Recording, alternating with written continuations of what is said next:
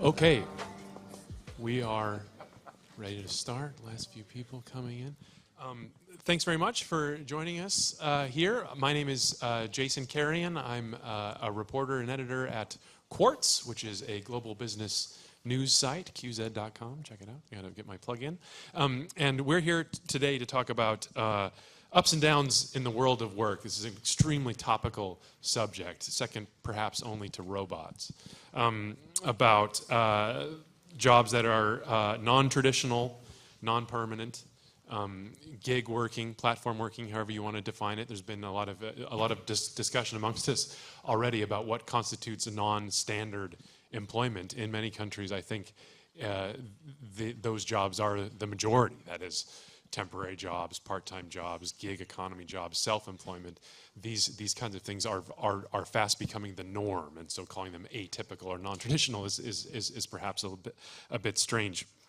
We have a very illustrious panel here with lots of different perspectives on this, particularly around how technology is enabling the gig economy and enabling these new types of working, and talking about the risks and opportunities therein, whether these non-traditional, non-standard jobs are a stepping stone to bigger and better things, or if they themselves are bringing new people into the workforce, that's a good thing, or whether it's, in a sense, a trap, whether it sows inequality, whether it sets people back. You know, your first job, your first few jobs when you're working out are absolutely crucial to your lifetime earnings, and I think in some ways, again, there are risks to these sort of new forms of workings that aren't traditional, permanent, full-time jobs with all the benefits and social protections that come with them. So we're going to chew over that today, and that's our job. But first, before Stefano from the OECD comes and sets the scene for us with some of the stats and different perspectives on this, we have a poll question. If you've been here already, we have this Wissembly system where you can ask me questions throughout the panel, which I will put to the panelists. But we also have a poll question, which is, as you can see, not at all uncontroversial. Is the gig economy mostly good or mostly bad? You only have two choices. I'm afraid we have removed the don't know option, which is always very popular. So while Stefano sets the scene for us, please could you answer that, because I think it will steer the subsequent discussion. So Stefano. Well, thank you very much, Jason, and good morning, ladies and gentlemen. It's really a great pleasure to be here and to kick off the discussion in this panel that, as Jason said, is at least as important as the discussion about robots. Now, much of the discussion about the future of work in general goes about the concerns about the fact that jobs can be automated, so the risk of massive technological unemployment, which is absolutely a fundamental question. But I think also very important is about a discussion on what type of jobs will be there in the future, where, how, when we will be working. Of course, this is a difficult set of questions because there's a lot of uncertainty about how the type of jobs will actually evolve going forward. I would just like to shed some light on some of the evidence we have with a number of uncertainties that actually characterize the way in which the nature of work to some extent is changing. If I can see the presentation. The first point is about the crowd work. These are new forms of work in which the working activities imply completing a series of tasks through the online platform. There are a number of examples here: Freelancer, Guru, Mturk, People Per Hour, Upwork. The other form of new type of work is actually associated with the work on demand via application. Some of these jobs are actually fairly traditional, but actually are channeled through application managed by firms that also intervene in setting minimum quality standards and services, and the selection and the management of the workforce. Again, here a number of very well-known examples, from Uber to Lyft to Deliveroo, Handy, and TaxRabbit. So these are some of the new form of emerging type of employment related or linked to the platform. Now, of course, they create a number of opportunities for workers to complement their main activities, or actually to work full-time for these new type of jobs. But what I'd like to do is to focus more on some of the key challenges that we see associated with this development, or growing, if you like, in a typical form of employment. One has to do with the skills, not only recognizing the skills of the worker in these new type of jobs, but actually giving them access to on-the-job training, which, as you know, is a very important element of enabling, if you like, the technology, digital transformation to be associated with actually people being able to continue to work and actually to progress in their career. Second has to do with labor market regulation in a world in which people hold different type of jobs, multiple jobs. There are more independent workers. I think we have to reconsider some of the fundamental elements of our labor market regulation. Minimum wage, working time regulation, and so on and so forth have to be, to some extent, reconsidered. Third building block is social protection. As you will see in a second, a number of workers who are self-employed, independent workers are not fully covered through our traditional social protection system. And of course, associated with that is activation, so making sure that you can really mobilize people into jobs, and associated with that, actually, how we change the social dialogue in a context in which there is more heterogeneity in the type of work that people perform. Now, let me shed a few lights on some of these. First of all, what are we talking about?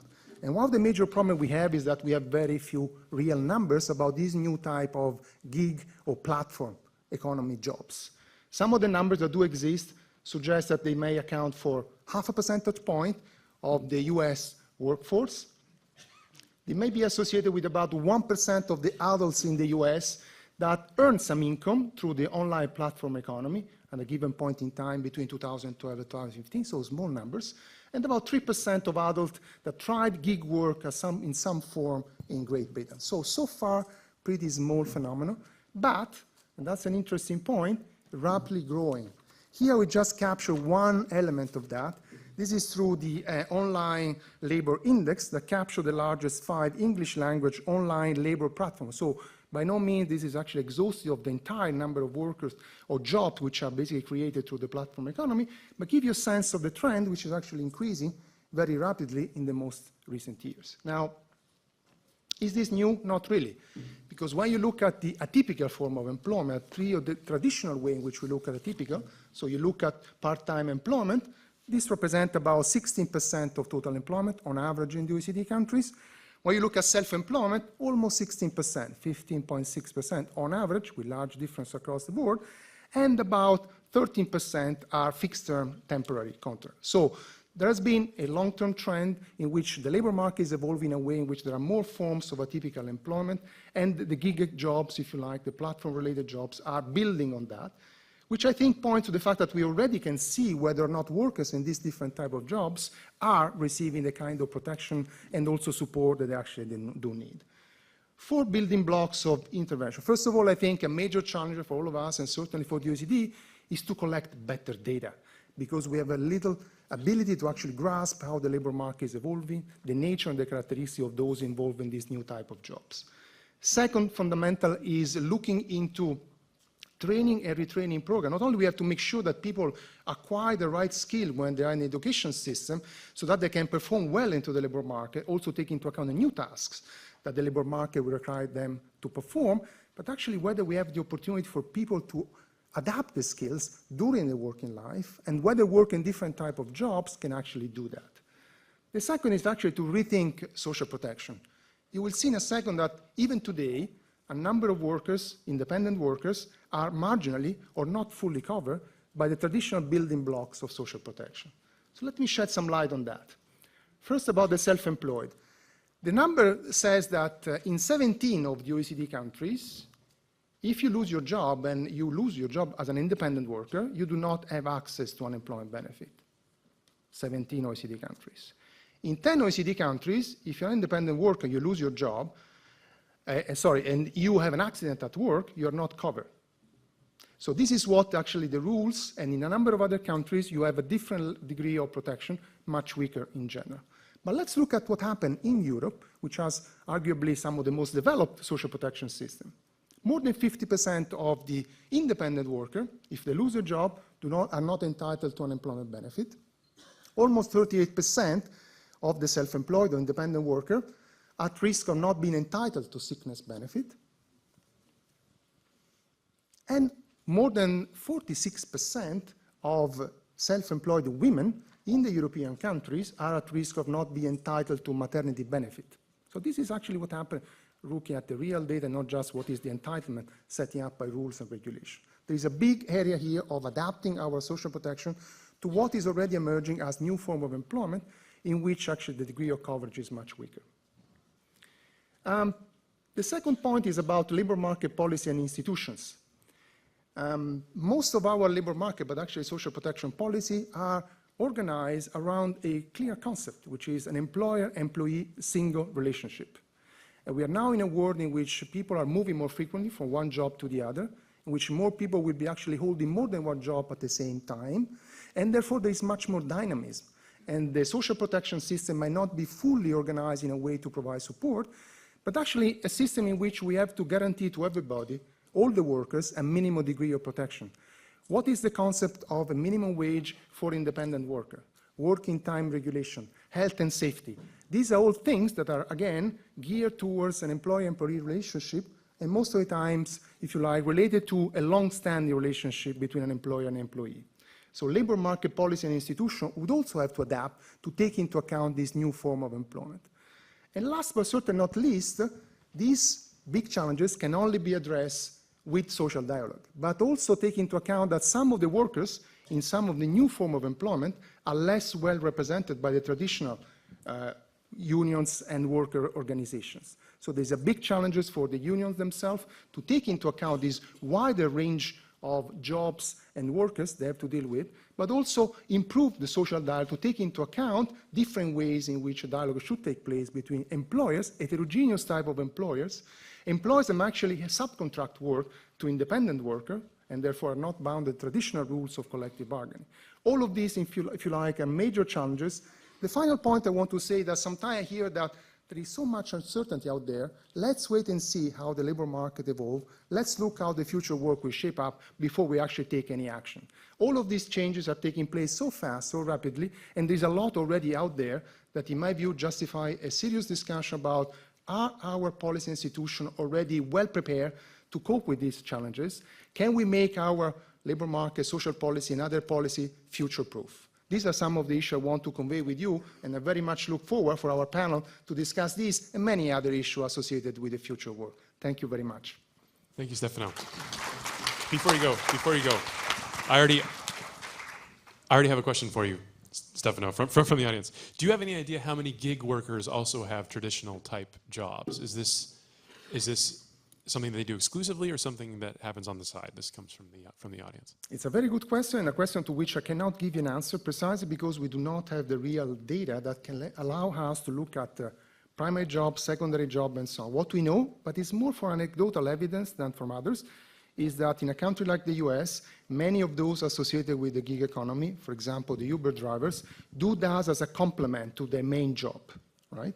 So it's a additional source of income that they do whenever they need it and whenever they can't do that. In Europe, many more, for example, the Uber driver, do that as a full-time job. Many of them were actually long-term unemployed that move into the labor market back through these new type of jobs. But I think this is a fundamental area in which, and we are working very closely with the statistical offices, because this can be done. We can know better and more by actually adding to the traditional labor force survey and other tools the kind of information, the kind of question that actually are needed in order to understand better this multiple type of job, how many workers basically working more than one job at the same time. Do they combine an employee with an independent worker or not, and so on and so forth. Excellent. Thank you very much, Stefano. Okay, into the discussion. I have many questions, and we have a great panel here. I'm going to start, and I'm going to introduce them in turn because it's just easier that way. First question I have is for Jacques van den Broek, the CEO of Randstad. He's sitting in the middle here. We're talking about lots of different ways of working, people who combine full-time with gig, all this kind of thing. Randstad, very large employment services placement agency.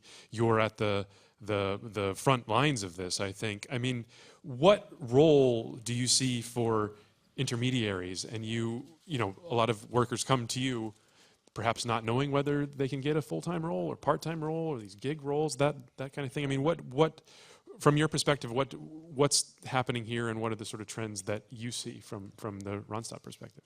Yeah, thank you.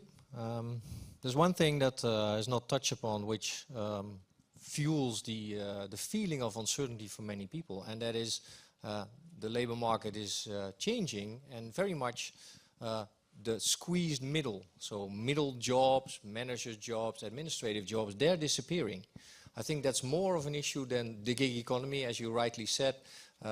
which is a small group of people.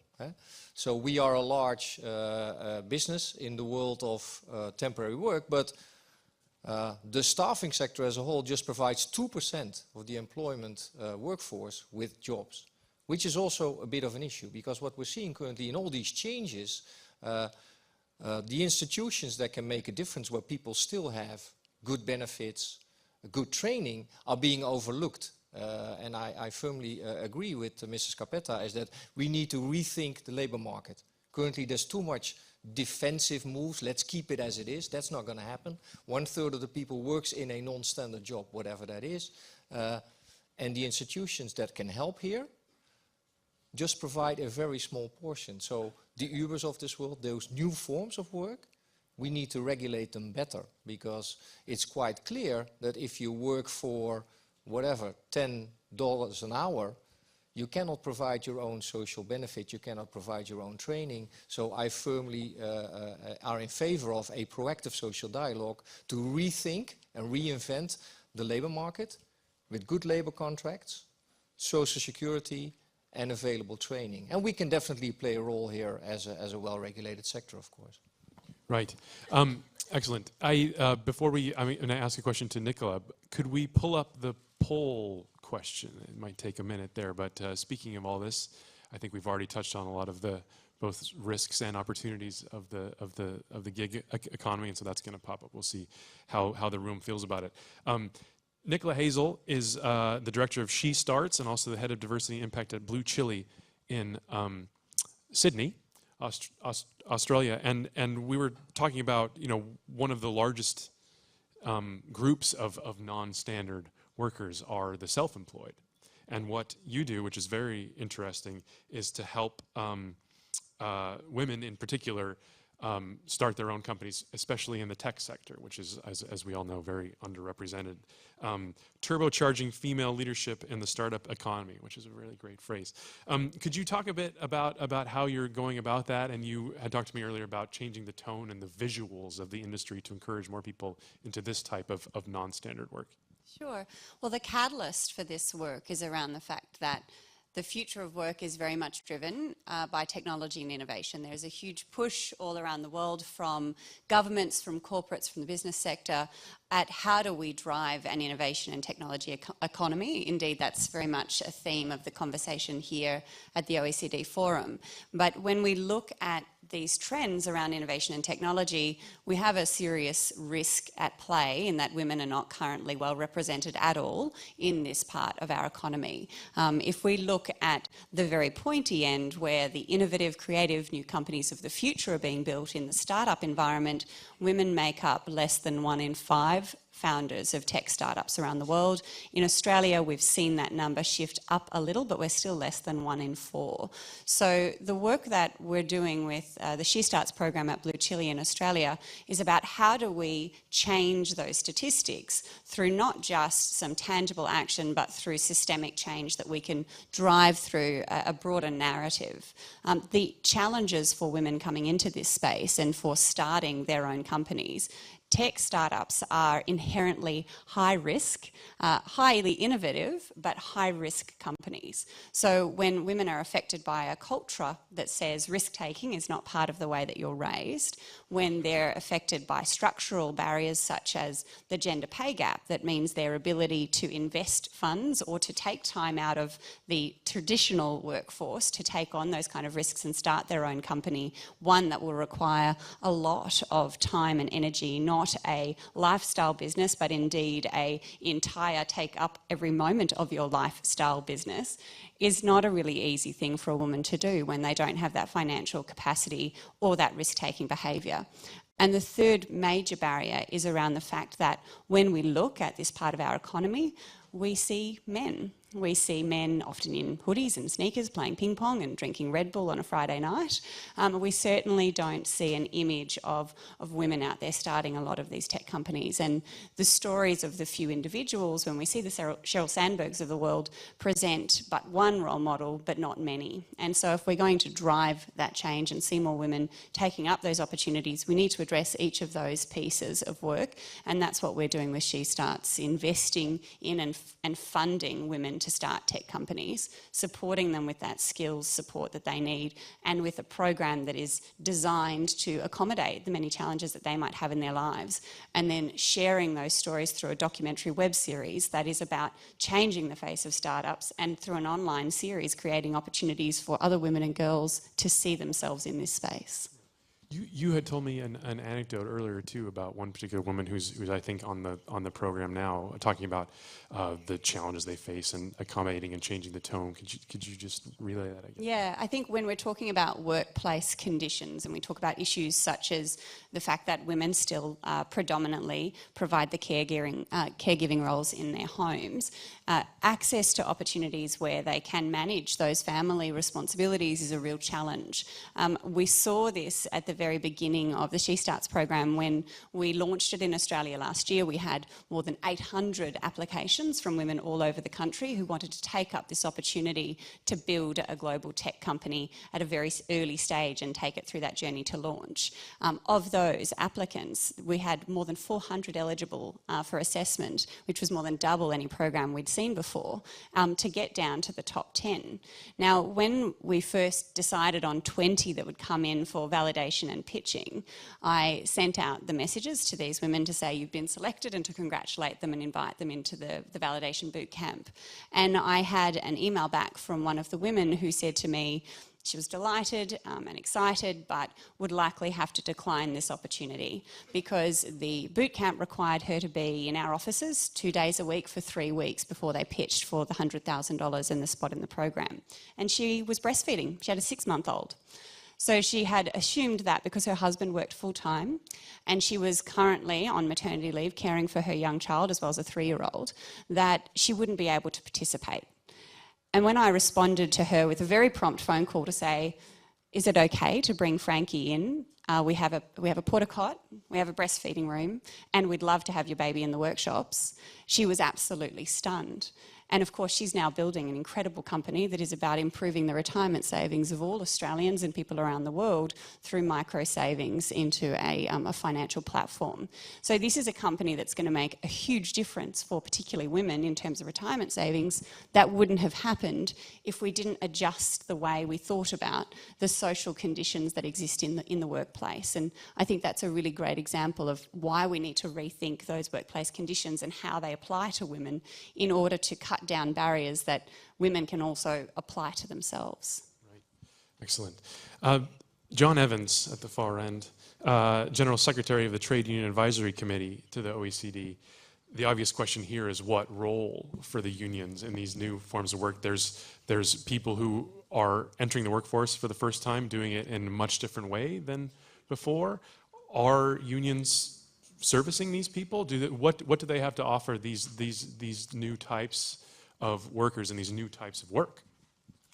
Yeah, well, thanks. And to really take a stock of precisely that question, we organised here at the OECD in February a forum which we expected about 40 or 50 people to turn up of union representatives precisely to discuss platform work, digitalisation, our input to the OECD work. We had 160 people, so we were continually increasing the size of rooms. So it's a key issue which our members and our affiliates are really looking at.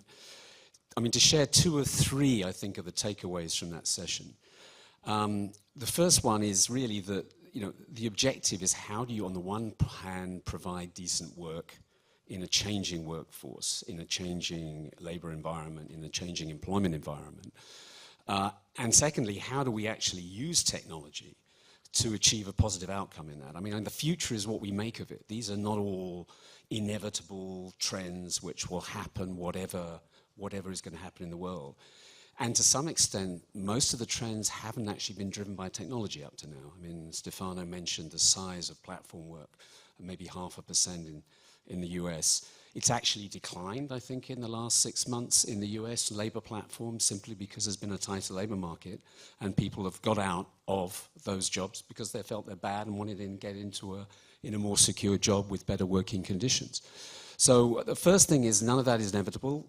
Inequality, polarisation, job insecurity are not new issues, but they're really crucial issues now in the debate we're having. With regard to the specifics of the platform economy, we compared a number of the different strategies unions have adopted.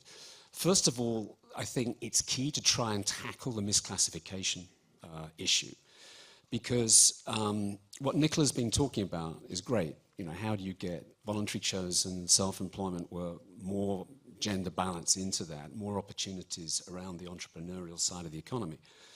But, you know, for an Uber driver, you're a worker. You have an employer who decides your working time. He may call himself a technology company, not a transport company. But basically, you can't join a union because you're regarded as a self-contractor in the United States. You can in some of the European countries. And when we brought the head of one of the French CFDT unions, Uber drivers here, he was saying, well, I go and talk to the Uber drivers. They have exactly the same sort of issues around employment conditions, insecurity, the fact that Uber has suddenly cut their real income by X%. And what they do, they go and close the Bastille, they close Charles de Gaulle Airport. Those are pretty traditional things in employment in France. So you have to fix those sort of issues. So getting the right regulations in place, which actually call a duck and not something else, is crucially important. And Uber's actually worked on regulatory arbitrage quite a bit to try to avoid that. So you see that happening in the UK with the employment tribunal decisions. You see it happening in the United States, state by state. You see it happening in a number of other countries. But I think getting that employment relationship correct is part of it.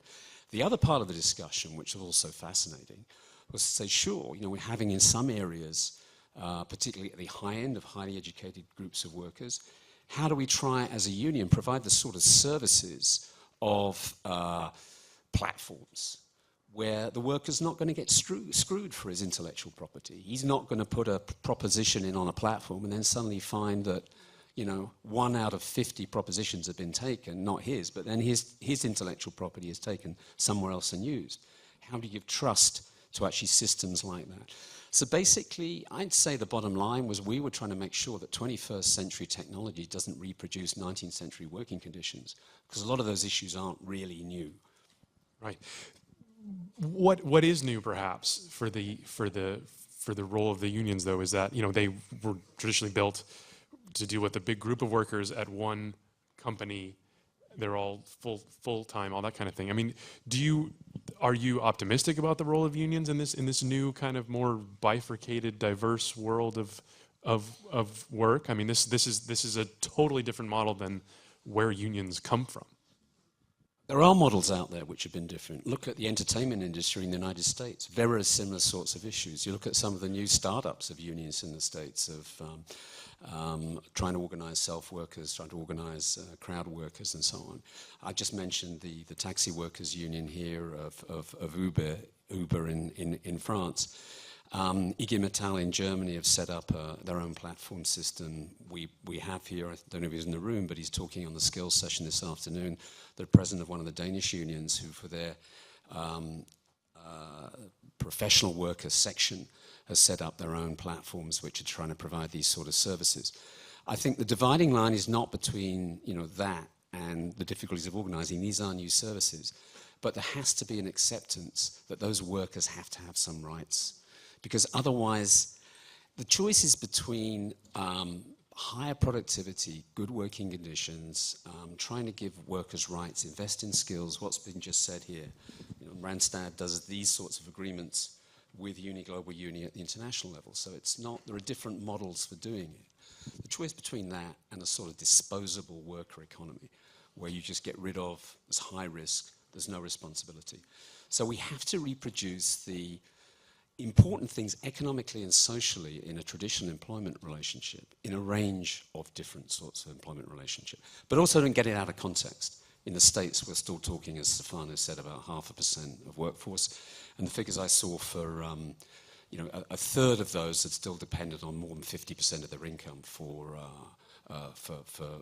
platform work. So, and they start to move away from the platforms once there are better jobs on offer. Yeah, I mean, I guess what I was getting at is sort of how disrupted, to use the tech term, do you feel as a union leader? I'd say the big disruption hasn't come from technology. And we've gone through waves of technology in the past. The biggest disruption, I think, has come from a view that you've just got to go for a deregulated, no rules economy. And that's affected unions. I think we're moving into a different world, which is, you're reflected in the debates this week, that we need strong unions to deal with these issues. That means you have to fix labour rights, you have to give the workers rights to organise in the first place, and not say that they're subcontractors and they can't do it, self-contractors. It also takes a responsibility on the union side, which I was encouraged from our conference, that 160 people, which we're going to rerun in a few months' time, of just how much initiatives and ideas were out there. Because at the end of the day, we're having falling productivity, we're having more inequality, we're having the things going in the wrong direction, not the right direction. We've got to fix that. Yeah, maybe on numbers again, because we talk about the gig economy, which is a new type of economy fueled by technology, but already in Europe, and it differs a bit per country, but the informal economy, which is the same economy we're talking about in a way, but not driven by technology, but also in construction, in transport and that sort of thing, is also around 20% to 25% of the total European economy. And we also need to fix that in terms of rights and decent work and that sort of thing. And this is just a new form, and we shouldn't let it happen in that sense. I got it.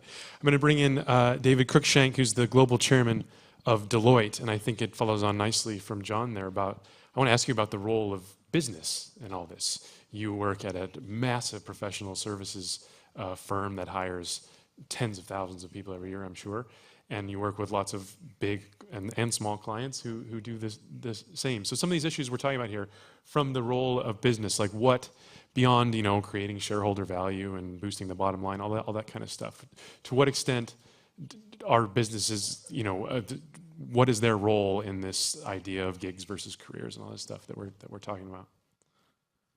Thank you, and good morning, everybody. I'd just like to maybe preface my comments about what business can do, which is a lot, with a couple of observations. And I think every client I speak to anywhere in the world wants to have more of the top talent. They want to have more of the best people. Nobody will claim to have a monopoly of all the best people. So big employers, small employers, everybody wants to recruit more top talent. So you've got to be a place where people want to go. Secondly, we do a survey every year of millennials, and one thing that's very consistent from our millennial survey is that people want to work in organizations that have a clear sense of purpose. They want to work in organizations where they can see their career passport being developed. Yes, they want to be paid well as well, so it's not that they want not to have any money.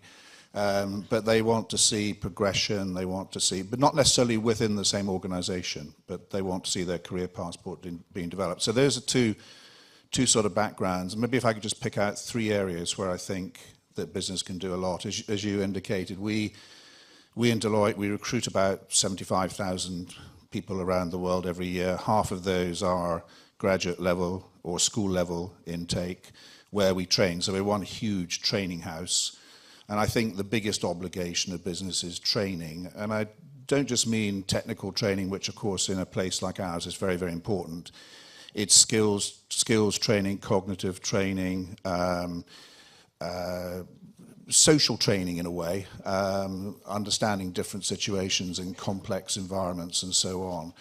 And I think it's the way, what can businesses do? I think the way that training is developed has changed a lot. So it's got to be a whole portfolio of online training, smaller groups, bigger groups, wide area webinars, a whole menu. And I would again say, just from our own experience and from clients, everybody's experimenting with that, getting that mix right. And probably everybody would reckon that a portfolio of mediums is the way to go. So I think the way skills are developed, as well as the hard technical thing, is a core obligation of business. The second area, and sort of following the theme from today of bridging divides, and I think I would say this from our own point of view, but I would say many of the top clients we have around the world, I think recruiting a diverse workforce in every sense. So whether that's diversity based on gender, diversity based on sexual orientation, race, right through to social strata. And so to give you a little example, in the UK, in my firm, we now have a school leaver program for people who can't afford to, don't want to go to university. We train them through full professional qualifications. It takes a bit longer. We started off with, I think, about 1,100 graduates a year 100 school leavers. Now we're up to 200 school leavers because the quality of people we're recruiting is so high, and those programs are targeted at less advantaged schools to enhance our diversity. Now, I can think of a whole range of equivalent initiatives that the clients are doing, because everybody knows that the richer a workforce is in terms of diversity, the better your outputs are. And it's wider than gender, but it includes gender. And the third area, and this related to the gig economy and the changing nature of the workforce, I think there's a huge misunderstanding still, I think, in many schools, many universities about what work is, what type of job opportunities there are. And there was a piece of research done by charity in the UK, Education Employers, about 3-4 years ago that mapped the expectations of school students, what they wanted to do when they left work, when they left school, versus where labour market opportunities were. And of course, there's no correlation. The opportunities were arising in industries where the students had no expectation that they want to go and work in those industries and probably didn't know much about them. So I think the third area that I would say for business is to get out into schools, to get out into colleges and universities, talk about what's going on in the labour market and make sure that school students and university students are better equipped for the labour market by having a better understanding of what's out there. Speaking of all those graduates and those young people that you hire every year, when you talk about training and all that kind of thing, do they expect to work for Deloitte for their entire careers, though? I mean, we were just talking about the new range of options that workers have now. I mean, how does a company approach that if they think somebody is going to potentially be a gig worker on the side, and then they have all these new options to them when it comes to sort of training and that sort of stuff, and just the idea of loyalty and trust to a single company, which is very different now, I think, than it was just a few generations ago. You know, as somebody at the top of a big company like yours, how do you approach investing in people versus the kind of loyalty you receive back? I think it's changed a lot, and as I mentioned from our millennial survey, I think, different to the generation that some of us are members of in this panel, where you went into the workforce expecting maybe to work for one or two employers throughout your entire career. That's not the expectation of millennial generation. I would say that when we're training people until they get their qualifications, clearly, they're obligated to us, if you like, because they want to get the learning, so on.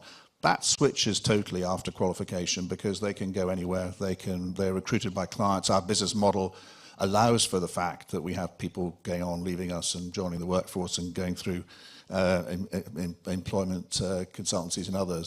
But obviously we want to retain more than our fair share. And we have to work very hard to do that because we have to make sure the experiences that people are getting are great. They're better than ones they can get elsewhere. And that obligation is then on us. Yeah, great. Art de Geus is the chairman and CEO of the Bertelsmann Foundation in Germany, but also has experience as a minister with a labor portfolio in the Netherlands before. I wanted to ask you, to begin with, about the role of governments and policies. It's kind of come up that everyone has been talking here about that. I mean, what can they do? Are there any particularly good examples of forward-thinking policies to address this new world of work and gigs, platforms, part-time, et cetera, et cetera? Yeah, thank you. I think the first thing to take into account is that there is a basic fear among a majority of people in the workforce. And that fear is, do I have my job, do my children have a job, etc., and they do not understand what exactly digitalization and globalization means, but from our research that we did as Bertelsmann Stiftung is that in all European countries, more or less slightly more than half is afraid about the consequences of digitalization and globalization. And politicians should take that serious and should address that and should not only give the rational facts about how good is globalization or whatever, but also should give you hope to that generation that is afraid. So this is not just about facts and rationale, but it's also about the emotional recognition of that fear and to respond to that in a way that gives hope for people. And this is where politicians have been totally lagging behind. Okay, that's the first. Now, when it comes to the perspective for people, is that there is an asymmetry between, on the one hand, the jobs that will be lost, and sometimes we can very clearly predict that, and we see that. And it's very difficult to think about jobs that will come. And that's not new. When I started my career in the 80s, we talked about, should the work week be 35 or 30 hours? Should the retirement age be 60 or 58 at that time? Well, you know, and now we have full employment in Germany. 100 years ago, there was the machine question. Will the machine make human labor redundant? It did not. So there is an asymmetry between the chances that are there and the real the losses of jobs and what is coming. So don't be afraid about the future. We will have jobs in the future, but, and there it comes, the jobs will be very different and the contracts will be very different. We already see nowadays that many jobs with full-time employment do not give enough to have a decent living. So the three examples that I wanted to share with you is about the three areas that Stefano addressed in you setting the scene, thank you. One area is the area of social security. In social security, the new gigs do not come with a normal employment contract and therefore lack a lot of social security. So what has to be done is we have to rethink social security. And for example, in the Netherlands, in the time that we were a minister, we changed the sickness benefits and also the healthcare insurance. We made it completely independent, the healthcare insurance, completely independent from your job and your employment. So this is for citizens. And in the sense that it is like that, it also benefits for the people in the gig economy. Now, a second example is what can be done in education, because if you are not sure if you will have a job, then the education system of today is not enough. And we hardly have seen examples of addressing that issue. Politicians are talking about lifelong learning, which is important, but people are afraid to go back to schools because most people say, well, school was nice for football and girls, but not for me. Huh? Now, well, let's face it, huh? Those people, they don't like to go back to school. So how to introduce lifelong learning in an effective way that it is, you know, that it is a happy thing to do? Now, one of the interesting proposals comes from France recently, the El Khomri minister. Well, maybe it's good that France has a new president, but Mrs. El Khomri could have stayed. She was good. And she introduced this compte personnel. So this is an individual account on which you can save, but from which you also can take for reasons of further education or training or whatever. And this also coincides with what Macron says, do protect the workers and not the jobs. So give the workers individual rights, give them also responsibility. And I'm not sure if it will work, because the individual responsibility is something to be challenged, but it is an interesting example, and I think we have to learn more about that. And the third example is that I saw that in London, the jurisdiction is challenging the employer who says, I'm not an employer. We know what we're talking about. Uber. And I think this area of labor market regulation, where Stefano, which was the third area that you addressed, comes with governments who should take the responsibility to challenge these new labor relations in a sense that what is the responsibility of the entrepreneur? Is he an employer or not? Now I know that Jacques started not as an employer, but as an intermediary, but now you are an employer with Randstad. So we have to make sure that these responsibilities of the employer and entrepreneur are not ignored. So challenge those who are entrepreneur and who are hiring people to have their their responsibility as an entrepreneur. Excellent. I have a very short and simple question here for you from the audience that I want to just see how you think through it. How do you find the optimal point between the free market, which is usually cheaper and there's better services for people, and regulations and workers' rights? Like, how do you balance? I think you touched on some of that, but this comes from the audience. How would you think through that? You know, I am very, very deeply convinced that markets should be in principle free, but no, there is no example of any free market which can do without regulation. For a long time we thought that self-regulation would be the response in the financial sector. What do we see? For a long time, you know, in every area, even in your own market, monsieur, where it comes to media, what is the situation if everybody can say anything without taking any responsibility for what he or she is saying? So a free market in the purest form will never and should never exist. We need regulation, at least to make sure to what extent people are responsible for what they are doing. And in that sense, you need to, again, reinvent. Maybe the issue is not so much as Uber is an employer, yes or no, but Uber should charge decent rates and give a decent amount of money to the people, either if they are freelance or employed by Uber, so that they can insure themselves. I think that's crucial. A last point on governments, by the way. What I didn't hear you say, Art-Jan, is also the fact that governments need to enforce. There's a lot of discussion, there's free movement of people in Europe. So we have Polish people working in the Netherlands or in the UK. If they work there, there are regulations. They should be paid a decent amount. If not, you should be, you shouldn't be doing that service. And governments should bear down on that. So that's a huge investment. By the way, self-financing, that government should enforce way more. That would help. One more elaboration on people knowing the uncertainty. Will I have a job tomorrow? Well, the security of a fixed job is overrated, and the security of a temporary job is underrated, so to say. What we now provide people with is, you are 48 years old, you work in this job. Let's look at your employability.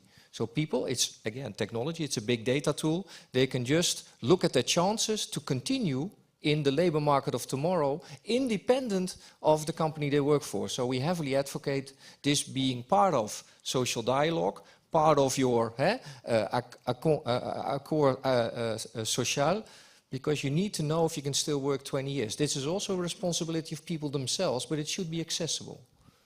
John?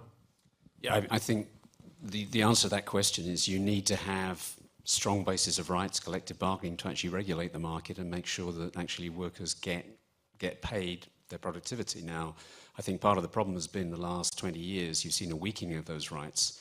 So you've seen that there's been a decline in actually the share of workers in the labour income compared to productivity in profits. So I think essentially rebuilding that sort of regulatory environment where you take certain things out of competition is crucially important for the future on the question.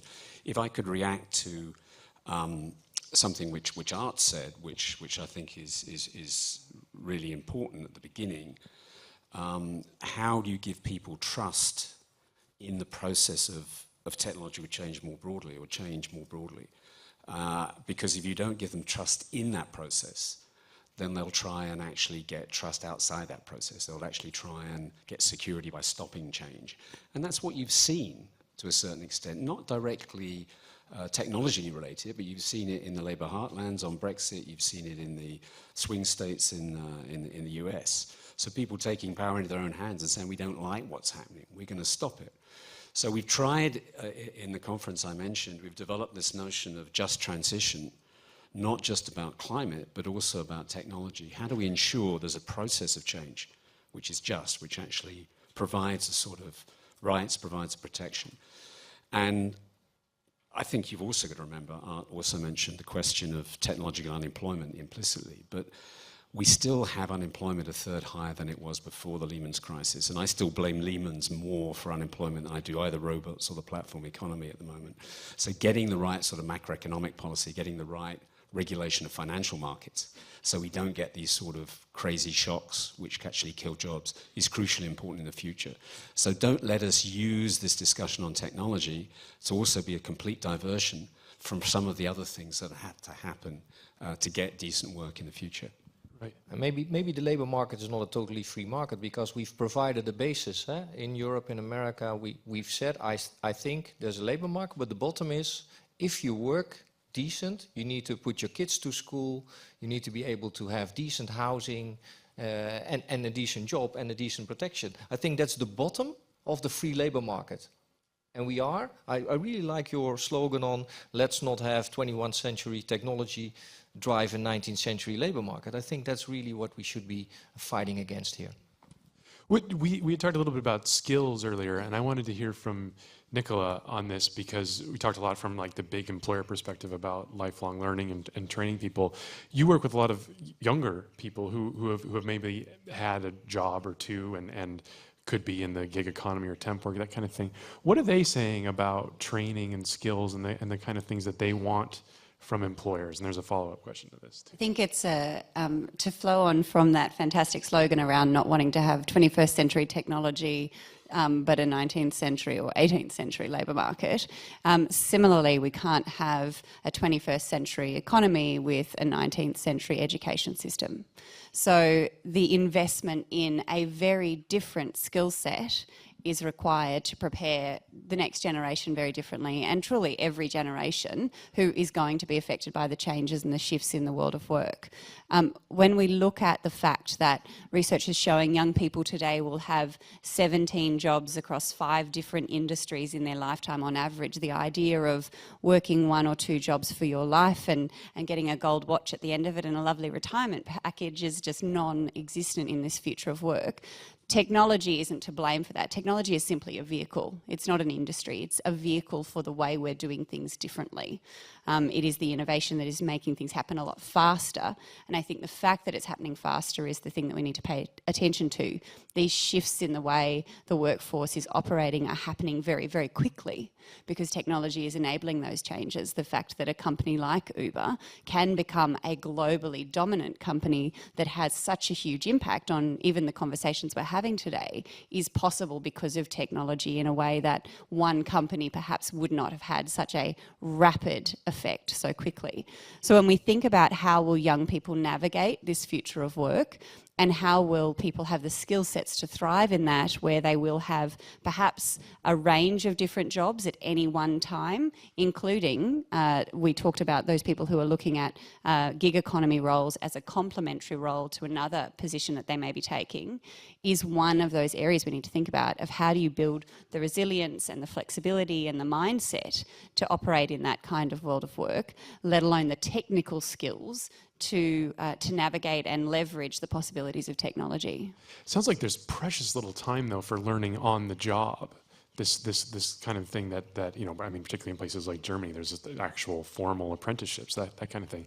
Are the workers themselves responsible for skilling themselves up and then navigating this confusing new world? Well, they are by default because no one's going to do it for them. And I think that's the reality. We're not seeing huge investments in ongoing lifelong learning and training. And whether you are a young person coming out of a university degree that has still prepared you, or even just graduating from secondary school in a way that has still prepared you very much for a specific specialisation. Like if you've gone into computer sciences, you're ready for a job in computer sciences. But if you went into the humanities, you haven't got any of those technical skills that are still required because technology now sits across every industry. So the need to continually upskill is growing. And we're seeing organisations like General Assembly around the world that are trying to provide opportunities for people of all ages to access those kinds of shorter term training opportunities and access to different ways of thinking or operating. But it's still only the cream of the crop that are really accessing those opportunities. You have an entire part of our community, many people who are barely finding the way to find time to do the job that they need to put food on the table, let alone to find time for additional education. And the structural government systems or regulation systems in place are not there to say that this is a right for everybody, which it should be, given that economically we'll all thrive, let alone from a social perspective, if we have a better equipped population. Yeah, and we're talking millennials here. What we see with 50 plus, they've been trained in this company and then all of a sudden the job ends. What we then see is that they don't fall unemployed quicker than others, but once they are unemployed, it's very difficult to go back, or to get back. And biggest difference being, in many sectors, they're overpaid compared to the market. So we're also advocating bringing in a budget earlier, almost mandatory, to train yourself towards the future labor market. We know what the future labor market looks like, and it might not be your job. So go out there and get trained for that labor market based on money provided by your employer, but it's your responsibility to make work of it. We can support you, but definitely that might be a topic going forward. And again, back to unions, there are some initiatives in this way, but it's still too much, a very small portion, an afterthought on the training. It's much more on increasing salary with your annuity. I think that's old.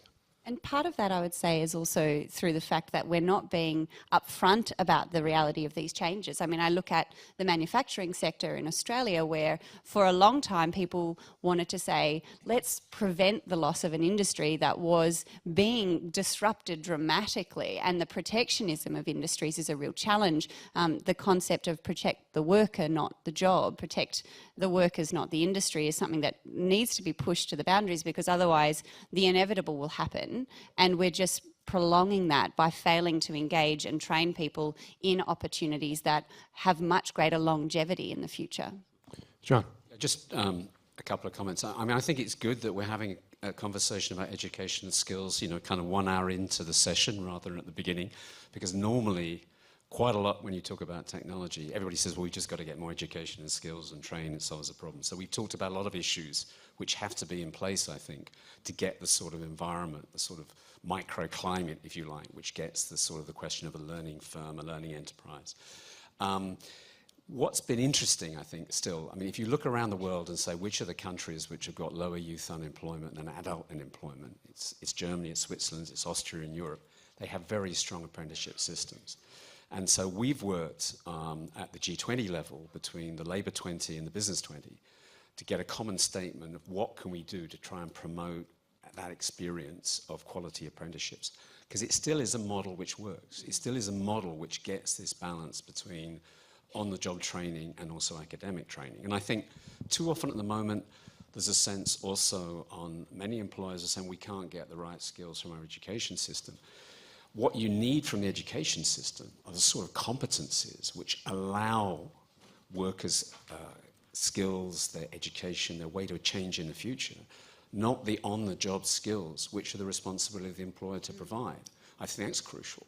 So it's a secondary stage of what happens in the workplace. One of the, Jacques I think was alluding to some of the experiences we've had, but for example, in the UK, there's a system called Union Learn, where the TUC has actually now put through over 1 million workers over the past decade through a system of training to actually train on-the-job skills representatives, not just to themselves be skilled, but to act as a catalyst for negotiating, putting pressure on the employer to say, look, you know, you have to give your workers individual rights. So in a way, it gets to something you said earlier. Individual rights are good. The French transferable contract system was actually one of the ideas of the French CFDT union here. But sometimes you need the collective power to be able to give the individual rights. The individual in itself, it won't just happen by accident. So I think you need that basis and those sort of institutions in place. Is that as important as the traditional bargaining that unions do over salaries and pensions and all that kind of stuff? I'd say skills has become a pretty important issue with regard to the bargaining agenda in the future. But I mean, to be able to get to that point, you've got to be dealing with an employer enlightened. I mean, Jacques' agreement with uni is one example of that. That I guess, I don't want to put words in your mouth, but you started in a way, a kind of deregulated sector with realizing you need to get some agreements and rules in this system and actually look after, as an employer, your own reputational risk and then move forward. So you've got a virtuous circle moving forward or a negative circle. But I think that that's crucially important in the future. And it's also about companies taking on their responsibility as a company. So a company like Uber, I don't know them personally, but if you are a company, you need to give back to society. You cannot just create a fast-growing, labor-intensive service without taking care of the people who actually provide the service on your behalf, and then spend a lot of time with expensive lawyers saying you're not an employer. I think that's a bit funny if you want to build a company, by the way. It's also about long-term planning. So we already see that in healthcare and in education there will be huge shortages, while at the same time people in white-collar jobs are losing their job. They could easily transform into these sectors, but it's also mindset and mid to long-term planning. And hopefully also, I hope you agree with me, that unions then also have the obligation to look in their members into the eyes and say, are you already trained for your next job? Because many of these budgets are not being used. Many of these budgets are laying unused somewhere, which is a waste of time, funds, and responsibility of people. If a person is willing to do deregulated work for Uber, and they don't care about their tax situation or whatever, why should the government interfere in stopping them from doing that? The government should enforce the basic assumptions of a job. And the basic assumption of a job is, if you are a driver, for example, we know what a driver needs to be paid. We know the cost of someone who needs to be insured, her healthcare and benefits. So the Uber hourly tariff cannot be below a certain level, because that's a social minimum we define as a country, as a government. That's what we decided upon. Without that, you cannot provide the service. For me, that's pretty basic. So you shouldn't prevent Uber, because that's also what's happening in some countries, but you should create Uber, great, but this is the way you should work. If not, get out of here. And you need a level playing field. I mean, the 19th century was an example of workers standing outside shipyards or standing outside factories where you had a labour contractor who would take the worker who would work for the least amount of money. That jobbing system is not that old. It existed in construction and other areas for many years. We got rid of it because it was bad for productivity, it led to high accidents, and it was actually bad for the workers and society as a whole. We ought to be doing better, I think, in the future, not reverting to those sorts of models. We have to prevent that race to the bottom and ensure that those workplace conditions are in place, because it's easy to say, well, if somebody wants to do it, why should we stop them? But what we know is in any environment and any industry where that has been the case, regulation is brought in because what looks like what somebody wants to do is often a subject of the conditions around them, and that just implies that it's okay to have a race to the bottom, and we lose all of those other conditions around them. In particular, if you think about women, in these industries, you need to make sure that hard-won workplace conditions beyond even minimum wage, but things like paid parental leave, access to affordable childcare, these are workplace and life conditions that we need to think about. How do they even apply if we don't play a role in these parts of our economy and just say, I'll just let it run and see what happens? Yeah. Art, you were scribbling something furiously earlier. Do you, was that your own notes, or do you have something to share? Yeah, well, I was thinking about that question, that if individuals want to do that irregulated work, why should we interfere? And I agree with what others have said about it, but on top of that, I would make a distinction between maybe three levels. There is one level which is the basic protection level. So even if people are not aware and are not totally free, there should be a kind of a basic protection level that can be in the legislation. The second, what we need in the labor market, is a clever and smart system of defaults. What do I mean by that? You participate in a pension system unless maybe you want to have it otherwise. You participate in a certain training program unless you want it otherwise. You participate in checkups of your employability unless you want it otherwise. But people need defaults. Freedom it is a lie that people are free to make their best choices, always and always. This is one of the lies. And we have to correct that lie also from a political point of view, not only the basic rights or the basic legislation, but also to create smart defaults for what we need in the labor market. And then the third, what politicians can do, is they can reinforce what has been negotiated between unions and employers. If these contracts have a certain credibility, and you can reinforce that, that helps a lot more. And I think that when it comes to the role of the lifelong learning, who should pay for it? Ideally, in the end, my opinion on that is that the worker should pay. Why?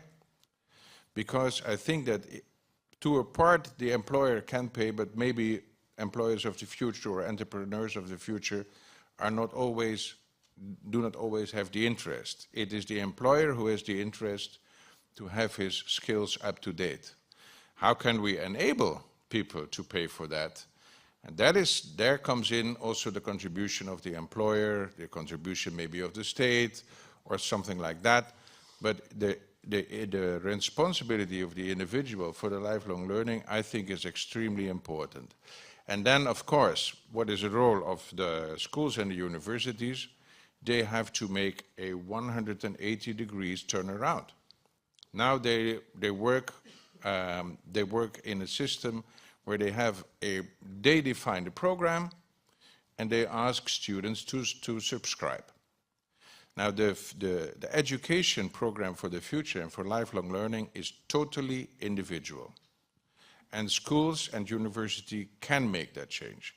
But it should be totally individualized, and then it also can be convenient for those who do not have best memories from school, or from those who are maybe fit to their job, but they are not in the best mathematical or in the best language skills or whatever. The schools and universities should provide individual learning courses. Yeah, but Arjan, their monopoly is also gone, right? So there's a lot of education nowadays which is fully online. We invest a lot in technology platforms that teach people to code and they never need to go to a university.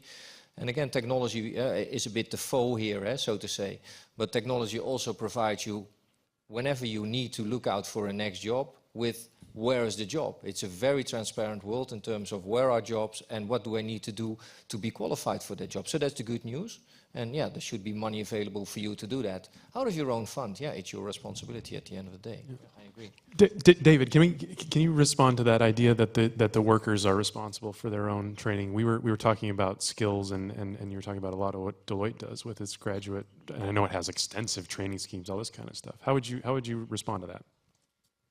I think I referred to the term earlier, career passport, and I think everybody having to keep that stamped and up to date. And I think there's a bit of a cultural thing, though. I think that we're in the midst of the turnaround at the moment, and partly it's because we no longer have the lifelong employment expectations that people had.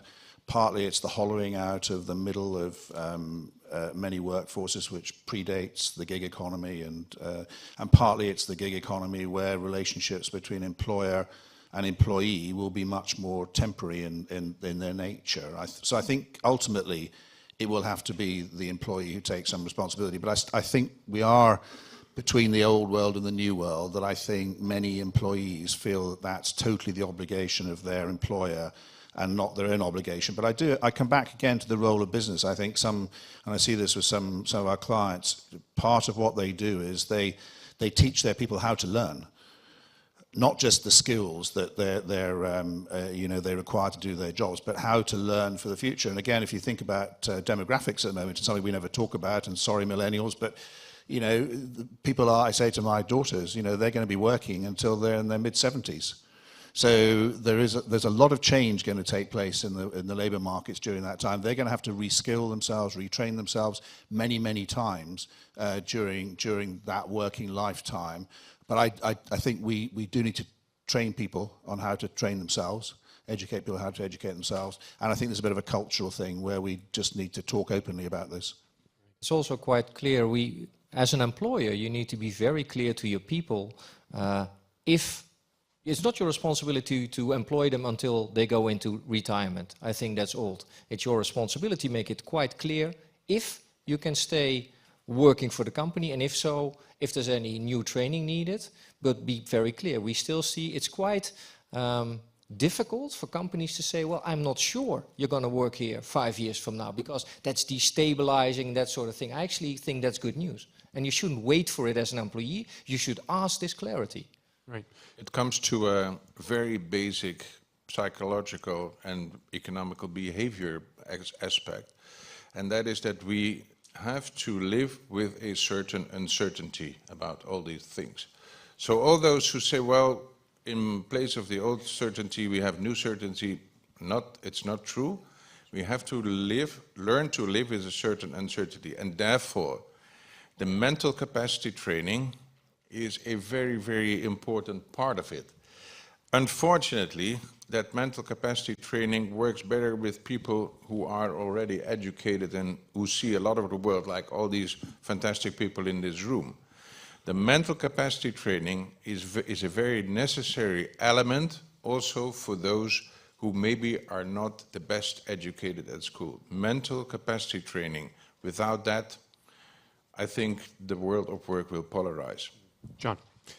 I think we've been agreeing too much on this panel. So, I mean, I really think, one of the crucial issues we face is rising inequality. And we know that education and access to skills is a key part of that. And we know the more skills you have, the better education you have at the beginning, the more is your likelihood of getting that all the way down your life scale. So we have to intervene, and I'm afraid it's not good enough just to say to a young person to say, well, you know, okay, you're already loaded up with student debt. You're just going to have to pay for this education down the road. You need a system of balancing that. Now, apprenticeship does that in some ways.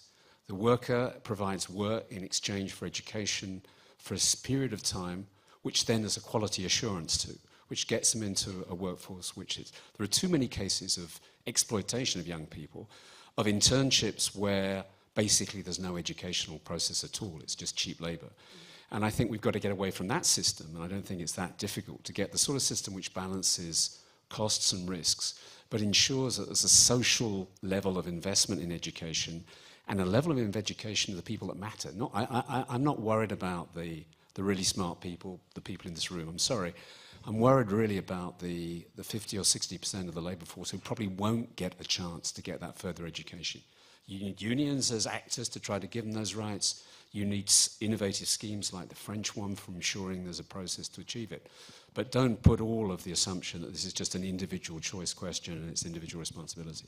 Yeah. Certainly, I think there's also a question mark in that around the role of employers. I mean, Jacques was suggesting that question of if an employer is looking at an employee and recognising that they perhaps are not going to be working for them in 5 years' time, that is a very challenging and different way of looking at your employees, because when it comes to training, it's seen as I'm investing in this member of my staff. If I'm going to pay for it as an employer, you invest in training for your staff so that they can drive greater productivity within your company. Now, if they do that training and then leave for another job in 1 to 2 years, we need to change the mindset of employers from thinking that that was a waste to recognising it's not the employer investing in their employee, it's a big economic player investing in citizenry and investing in the capacity of the entire community. It's that crazy idea of job karma, that if you develop a staff member and they go somewhere else, those opportunities will come back around. The good news is the more you invest in your people, the less likely they are to leave. I do think there's a huge difference in, I totally agree with you that you need to have an inclusive labour market, a flexible labour market with apprenticeships where young people can get in. You do see in Northern Europe way lower youth unemployment because of different economic system as in to Southern Europe with no apprenticeship and no flexible labor market. So youth is one, but it's also the 50-something that still need to work 20 years from now, and there's not much happening there, I think. The labor market for 50 plus is very traditional. People are still waiting and hoping that they might, you know, go down the full route, but I think that will be less and less the case. Yes, we have time for some questions from the floor. If anyone has any, please raise your hand. And microphone will come down, and if you just keep it reasonably brief and tell us who you are. And while we do that, could we get the results of the poll up on the, it's very interesting actually, I could have it here, but I don't know how to put it I'm up there. Professor J.D. Agarwal from Indian Institute of Finance, Delhi, India. Over the years, first of all, I must compliment OECD for organizing this debate on such a burning aspect of generating employment and also reducing poverty. And it is also very rightly identified by OECD that the 18th century technology of hiring labor cannot really work in 21st century. If we really look at the background, we find the Keynes theory of employment really failed, which was a product of Great Depression of 1931-36. Ever after that, I think many of the governments have followed that theory continuously. Winston Churchill suggested that labor exchanges may be set up in order to register people for jobs. But unfortunately, some of the governments did set up labor exchanges, but those labor exchanges were primarily to generate employment for government services. The governments all over the world are under great pressure from IMF and World Bank, and at the same time from sovereign rating agencies to keep the fiscal deficit within 3% or so. And therefore, their objective of generating employment and also reducing poverty is directly in clash with maintaining the fiscal deficit to 3%. Now, what do we need really to do? I think we have done some research in this respect, and we found there could be a theory of employment, wealth generation, and efficient labor market by creating a national labor exchange different from what Winston Churchill suggested. Now, this national labor exchange would be exactly like the stock exchanges, because there is a world of digitalization where skills, man hours, labor, all that can be registered at a national labor exchange. Another important thing we have found in our research, that there is a serious breach of information asymmetry. Now, that needs to be done away with, in the sense that employers do not know where are the skills available, and employees do not know where are the jobs available. Since 1987-88, there has been globalization in almost every aspect of life except labor. I think there is a need which CEOs need to really consider about it. And it has also been found, yes, one only, so I understand. Okay. The one thing more, private sector enterprises are laying off people. Their objective is maximization of profit or maximization of wealth. They have never incorporated in their objective framework generating employment, reducing poverty. Generating wealth can help, maximize their sale of product and marketing products, and also maximizing their profit. Okay. I wish that efficient labor market, I think we got it, directly through the government, yes, and the private sector, got it. And can be one possible solution. Thank you very much. Thank you very much. Thank you very much. So, and yeah, go ahead. Respond. There was a lot of questions coming in during the panel too about public-private partnerships, that kind of thing. Maybe as a quick response to that passionate plead for more registration and more data, I think also Stefano said we need more data. We need to better understand what is needed in terms of skills and what is actual the situation. Now, where I would not agree is that that would be, in the end, a national thing, because I think that indeed, as you said, globalization is there to stay. Digitalization is there to stay. And we should not make the mistake that we should counteract these trends. Protectionism and nationalism are not good responses. But it is important how to shape globalization, how to react to digitalization in order to make it a benefit for all? Just one quick point. I can't address everything you raised because a lot of points, but just one where I do agree with you, Sarah, is the point on the labour market mismatches between what employers are looking for and what schools, students and others want to do. And I think, as I mentioned when I was in doing the introductory remarks, I think that there is a role there for employers, government, others, to improve that flow of information, to get rid of some of the asymmetries you talked about. Right, great. We had a question here, sort of in the middle. Yeah. Hi, thank you very much. Angelo Martelli from the London School of Economics. Actually, I have a question for Nicola Hazel. I think the solution of upskilling has been also applied in the centuries, in past centuries. And actually, what we have seen in the United States after the Industrial Revolution was actually mass education, high school for all. Actually, the example you pointed out with computer science versus humanities, actually in the UK, the graduates with the highest rates of unemployment are actually computer scientists. So I think it's about the flexibility a lot, but it's not just coding. So we have to learn those. And I think a question also for John Evans is more, I think trade unions have a tremendous opportunity right now actually to grab what's going on, and especially with the freelance work and with the Foodora or Deliveroo, and actually in a way improve also their image in the outside world, and not just get stuck a bit, I'm sorry to say this, in this insider-outsider logic that we have seen. Well, to your first point, I couldn't agree more that the mantra of coding is actually doing us a great disservice.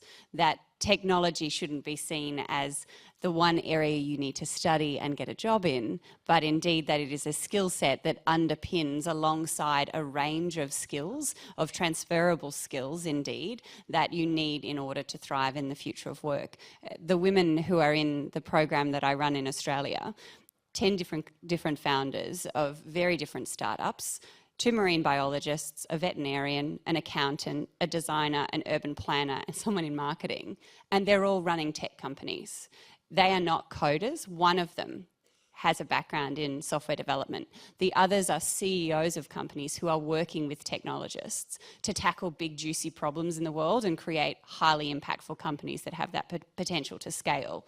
Our young people need to see those many and varied, the diverse opportunities in this space, not simply the idea that it is just the people who code in a dark room on a Saturday night that are going to have a future. I mean, my own husband studied software engineering and now he works as a dentist. So it shows that the idea that computer science is the golden ticket perhaps isn't actually the case. So I would agree with you very, very much that it isn't just about one skill set or one industry. It's actually about a combination and kind of a toolkit that you can use throughout life. Yeah, no, and just to go back to the conference we held, because it was quite, and please, we'll invite you to the next one so you can get some sense. I mean, I came away from the discussion a little bit that we've been having on this panel, which is essentially about fairly traditional employment issues, not confident, but really encouraged. There were good stories out there, getting the classification right, what the unions of GMB has done in the UK with making sure that, workers in Sports Direct, workers in Uber, there are actually employment tribunal decisions which actually clarify and avoid misclassification and give those workers the rights they should have. So on those issues, yes, I think there's also good models that we've seen elsewhere in the Nordic countries, and you'll be hearing a bit in some of the sessions this afternoon around those. The things that worried me most, getting the mind around, we haven't discussed it today, was how do we start to deal with the issue of the collection of data on individuals as workers, which is now a little bit the new resource which really decides work, decides competitive advantage. Now, we all have that as consumers, as users of iPhones, users of Facebook and so on. But in a workplace, it becomes also very quickly toxic, that it becomes just a faction or way of stopping you. So those issues, the issues of new models of corporate governance, which are totally different from what the OECD has been saying is a good model of corporate governance.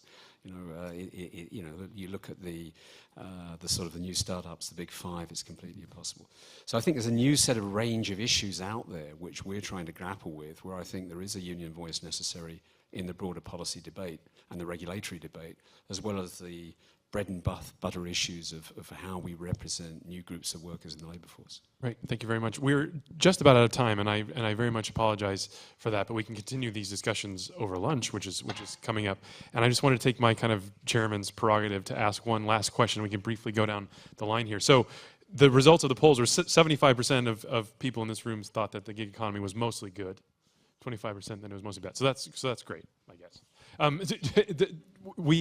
If I read, Stefano's stats correctly, if we say between, 30 and 50% of all jobs now are non-traditional, meaning that they're not permanent, full-time, do you think that will be higher in the future? Do you think that we could eventually see a time when we're all free agent contractors working for ourselves? Is this going up? Are we closer to the end than the beginning? Can we just go down and say higher, lower, the same? Let's start at the end. John. Could you do the vote again now? No, I think what you're seeing in the short term is actually, it depends what you mean by the gig economy. The gig economy is what we shape it. If it's platform work, which gives workers opportunities in the future and certain rights, there's I think, not just a niche, but an important part of that. But as you've seen in the US, actually at the moment, workers are leaving as the employment labour market has tightened.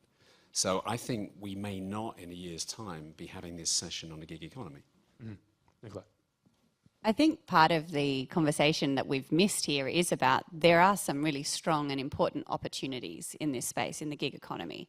If it means that somebody who is in a remote part of India but has got access to a mobile phone is able to take the opportunity to do work for a design company in New York, then we're actually creating incredible opportunities through technology to access different types of work for different types of people. So there is an important discussion about the opportunities in the gig economy, and perhaps the fact that those initial statistics we saw from Stefano showed us that we're talking about 1% of the economy at the moment. It's more, what is the potential? I think the potential for the gig economy is to be mostly good. Right now, it's such a small fraction of what's actually happening around the world that it's very hard to extrapolate that. And it's how do we ensure then, while it is still so small, we get it right and we put in place the right protections, we put in place the right regulations so that if and as it grows, we don't see people being pushed further apart and we don't see a rise in inequality, but in fact we're able to leverage the very positive possibilities of this part of our economy rather than the negative. Right, thanks. Jacques. Yeah, gig economy as in servicizing new jobs for people, jobs disappearing but also new jobs coming up. I think that's positive, but it shouldn't lead to, again, a 19th century labor market. And the institutions to handle this are there. So use them, the rules are there, enforce the rules, and then it's going to be good. Gig economy is good, but it should be well regulated, and we formulated the basics for it. Right. David.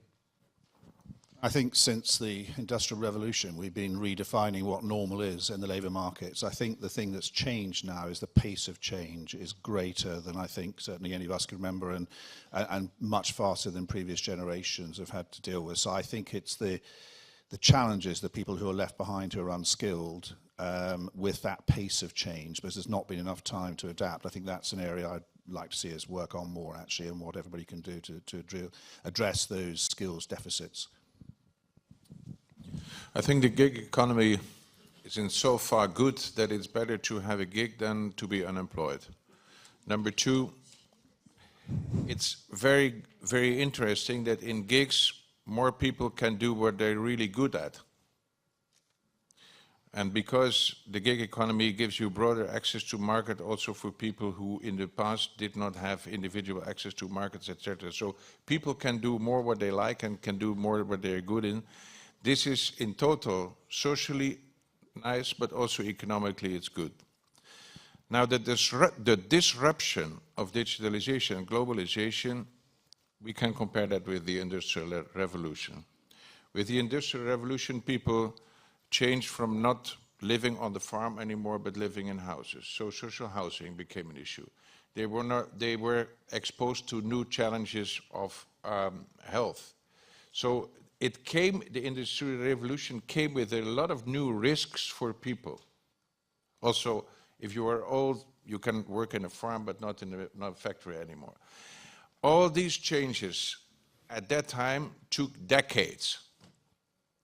If we do not learn from history, it will take us like 30 to 50 years to respond in social security and education. And it will come at the price of a lot of uproar.